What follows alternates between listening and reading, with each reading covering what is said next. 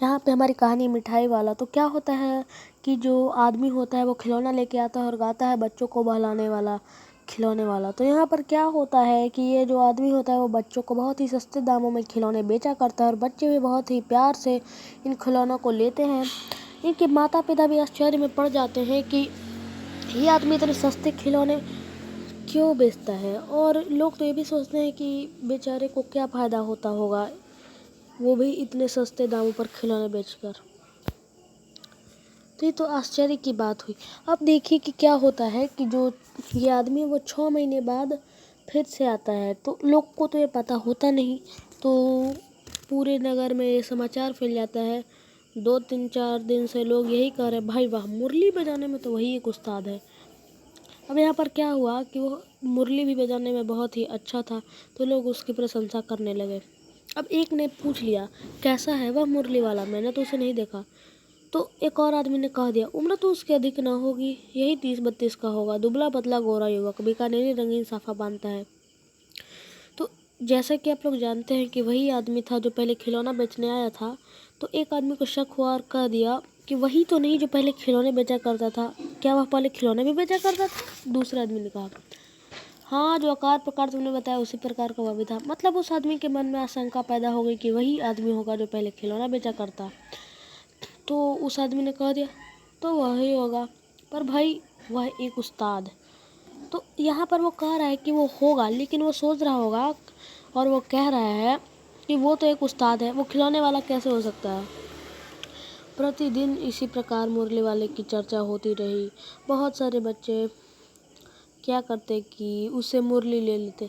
तो यहाँ पर क्या करता है कि एक आदमी कह देता है, तो जो मुरली वाला होता है खुद अच्छी बांसुरी रखता है और बच्चों को ख़राब बांसुरी देता है। लेकिन ऐसी बात नहीं है, वो बच्चों को बहुत ही खुशी खुशी जो भी उसे रंग चाहिए, जैसा भी चाहिए उसे दे देता है। ठीक है, यहाँ पर क्या होता है कि फिर से कुछ महीने बाद जब मुरली वाले की जो प्रसन्नता लोग कर रहे थे उसकी चर्चा ख़त्म हो जाती है। फिर कुछ दिन बाद पता चलता है कि कोई मिठाई वाले की बात चल रही है और वो कहता है कि वह मिठाई बेचता है। तो पूरे जो गली है और जो गांव है वहाँ चर्चा फैल जाती है कि वाह भाई, क्या मिठाई बनाता है। तो बात यहाँ पर ये आती है कि वही आदमी फिर से आता है मिठाई लेके। तो क्या होता है कि वहाँ चुन्नू मुन्नू की जो दादी है वहाँ मिठाई लेने बैठ जाती है और जो उनकी माँ है वह कोने में बैठ जाती है। तो दादी कमरे में आकर बोली कि ए मिठाई वाले इधर आना। मिठाई वाला पास आ गया और बोला कि कितना मिठाई दूँ माँ।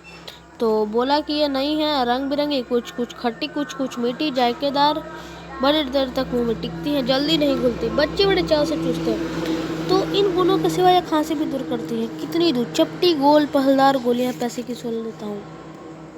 तो ये जो मिठाई वाला है वो बताता है कि कैसे कैसा ये जो मिठाई और इसका दाम क्या है। तो दादी बोली 16 तो बहुत कम होती है, भला 25 तो देते। तो मिठाई वाला ने कहा, नहीं दादी, अधिक नहीं दे सकता, इतना भी देता हूँ, यह अब मैं तुम्हें क्या, खैर मैं अधिक ना दे सकूँगा। रोहिणी दादी के पास ही थी, बोली, दादी फिर भी काफ़ी सस्ता दे रहा है, 4 पैसे की ले लो, यह पैसे रहे। मिठाई वाला मिठाइयाँ गिनने लगा। तो 4 की दे दो, अच्छा 25 नहीं सही 20 ही दे दो। अरे हाँ, मैं बूढ़ी हुई, मोल भाव जब मुझे करना तो आता भी नहीं। तो यहाँ पे क्या होता है कि मिठाई वाला और दादी माँ के बीच में बहस छिड़ जाती है। एक बहस नहीं छिड़ती, लेकिन नोका टोकी हो जाती है। तो यहाँ पर क्या होता है कि जो दादी माँ है उनसे कहने लगती हैं कि तुम इतने सस्ते दामों में मिठाइयाँ बेचे करते हो। तो ये जो मिठाई वाला है अपनी सारी बातें बता देता है कि मैं इतनी सस्ती मिठाइयाँ क्यों बेचता हूँ। तो वो बताता है कि मैं बचपन में ही मेरे बच्चों को खो बैठा था। अब बच्चों को खो बैठा था तो वो बोल रहा था कि मुझे कुछ कुछ बच्चों में ही अपने बच्चों की झलक दिख जाती है। तो मैं चाहता हूँ कि जितने भी बच्चे हैं वो हमेशा खुश रहें। तो यही हमारी कहानी थी मिठाई वाले की। आई होप आपको ये कहानी अच्छी लगी होगी, और अगर कहानी अच्छी लगी तो वीडियो को लाइक करें और चैनल को सब्सक्राइब करें।